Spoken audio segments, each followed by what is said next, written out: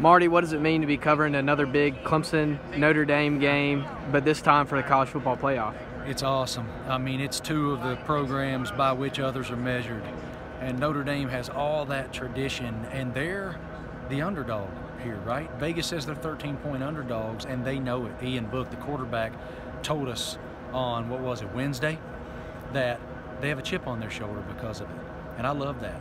I mean, an undefeated team coming in with that kind of chip, and then you have Clemson, who has seen this tremendous meteoric rise to the college football elite over the past, 4, 5, 6 years. And Dabo's leadership style is so different than most coaches, and it's awesome to see the way the kids respond. So this one's going to be awesome, and it's been fun today talking to the Clemson defensive players about what they see from Notre Dame's offense, and every single one of them said it's difficult to prepare for an offense that has no weakness. All of them, these great All-Americans that Clemson has everywhere, called Ian Book a baller. That's what all of them called him. So it's going to be real fun to watch. I can't wait.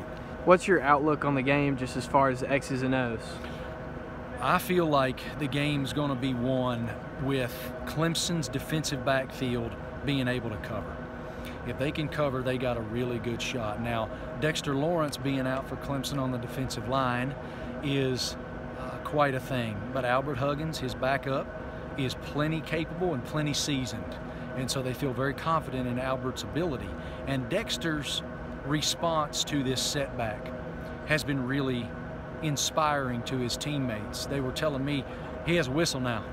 I mean, he's making us run. It's very interesting to see. And look, Dexter demanded that he come out today and face the media. He sat right over here to my right, and he faced every question that came to him because he doesn't feel like he did anything wrong. So that's been quite a storyline. How much of an impact, if any, do you think Dexter Lawrence not being able to play could have on this Clemson team? You'd be really naive to think it's not an impact because he's a first-team All-American.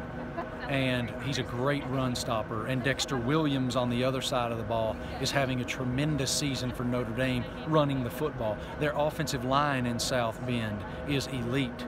So it's going to be noticed. Even though Albert Huggins, again, his backup is a really good football player, Dexter is a transcendently good football player.